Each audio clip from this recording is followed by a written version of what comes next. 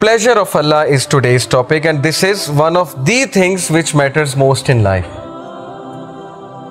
सबसे पहले मैं आपको सीरा से एक वाक़या सुनाता हूँ कि नबी सल्लल्लाहु अलैहि वसल्लम के कुछ सेंटेंसेस।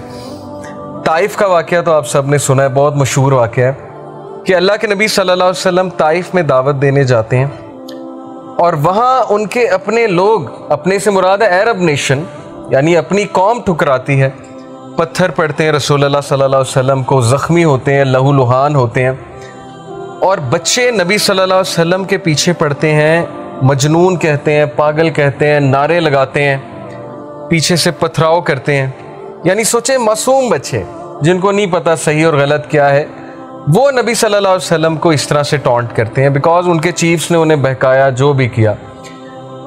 हमारे नबी सल्लल्लाहु अलैहि वसल्लम चूँकि उनका दिल बहुत नरम था, ज़ाहिर है वो भी इंसान थे, उन पे भी गम आता था, गम की कैफियत।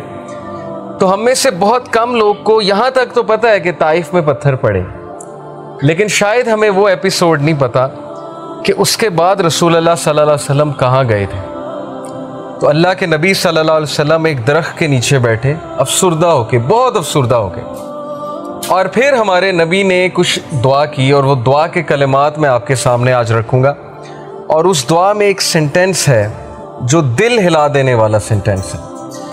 वो दुआ बड़ी खूबसूरत है। औज़ु बिल्लाहि मिनश शैतानिर रजीम। अल्लाहुम्मा इलैका अश्कु ज़ुअफ़ क़ुव्वती व क़िल्लत हीलती व हवानी अलन नासी या अरहमर राहिमीन। अभी मैं आपको इसकी ट्रांसलेशन सुनाता हूँ। अंत रब्बुल मुस्तज़अफ़ीन व अंत रब्बी इला मन तकिलनी इला बईदिन यतजहुमुनी अम इला अदुव्विम मल्लकतहु अमरी इन लम यकुन बिका अलैया गज़बुन फला उबाली वलाकिन आफियतुका। अभी यहाँ तक मैंने आपको ये दुआ पढ़ाई, पूरी दुआ है, लंबी दुआ है। Let's read the translation. O अल्लाह, नबी सल्लल्लाहु अलैहि वसल्लम जब बिल्कुल बेहाल हो गए, गम की हालत है।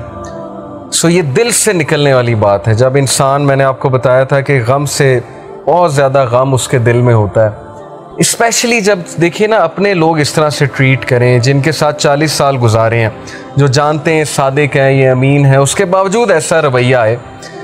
तो कहा, ओ अल्लाह, to you I complain of my weakness of strength and my helplessness and loneliness before man.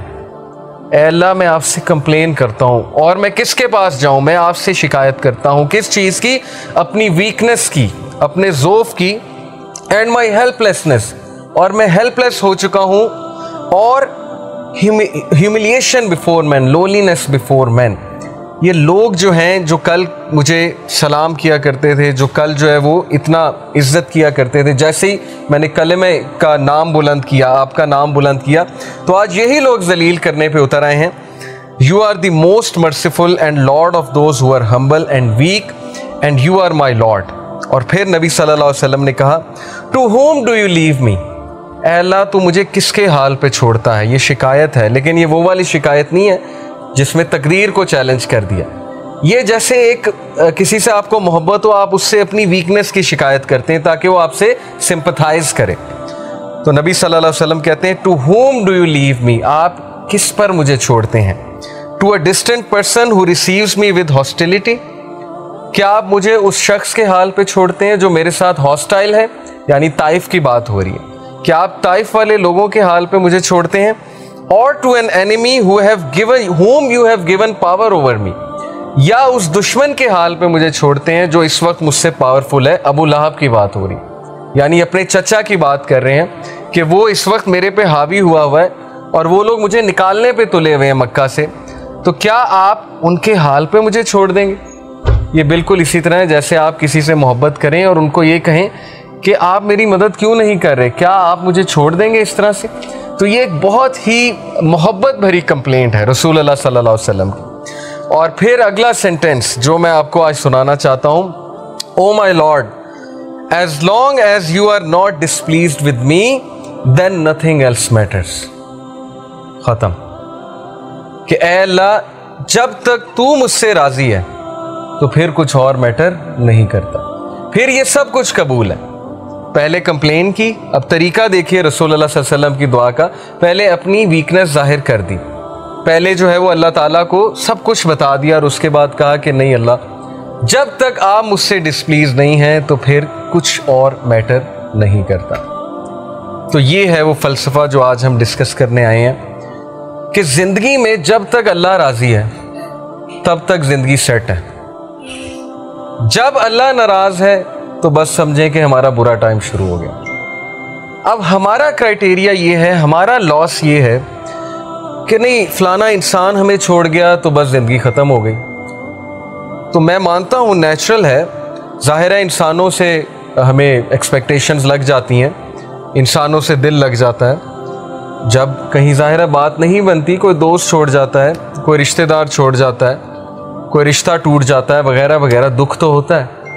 लेकिन क्राइटेरिया सहाबा का था प्लेजर ऑफ अल्लाह, कि जब तक अल्लाह है चाहे मैं सड़क पे भी आ जाऊं, चाहे मैं जेल में भी चला जाऊं, चाहे मैं नहता हो जाऊं, चाहे मेरी दौलत चली जाए, चाहे मैं बिल्कुल फुटपाथ पे आ जाऊं, जब तक मेरे पास अल्लाह है तो मैं सबसे अमीर आदमी। जैसे इब्ने तैमिया रहीमहुल्लाह ने एक सेंटेंस कहा था, मुझे बहुत स्ट्रेंथ मिलती है इब्ने तैमिया के इस कोट से। ही सेड कि what can my enemies do to me, मेरे दुश्मन मेरा क्या कर सकते हैं। Wherever I go my paradise is with me, जहां भी मैं जाऊंगा मेरी जन्नत मेरे साथ जाएगी। इफ दे एक्सपेल मी, अगर वो मुझे निकालेंगे तो ये मेरे लिए सियाहत है, मैं सियाहत करूंगा, अल्लाह ताला के साइंस देखूंगा, अल्लाह की हम बयान करूंगा।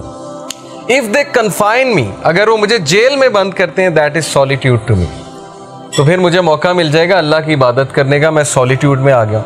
And if they kill me then इंशाल्लाह I will go to paradise, so what can my enemies do to me. यानी इस तरह की एम्पावरमेंट, इतनी बहादुरी, इतना करेज कि मेरे दुश्मन मेरा बिगाड़ क्या सकते हैं। हर जगह तो मैं जन्नत लेकर जाता हूँ, wherever I go I carry forward my जन्ना विद मी।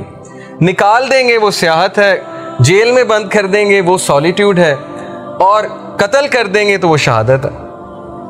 तो इस तरह के इंसान को और इस तरह की कौम को कोई शिकस्त नहीं दे सकता। हम जिंदगी में शिकस्त क्यों खाते हैं?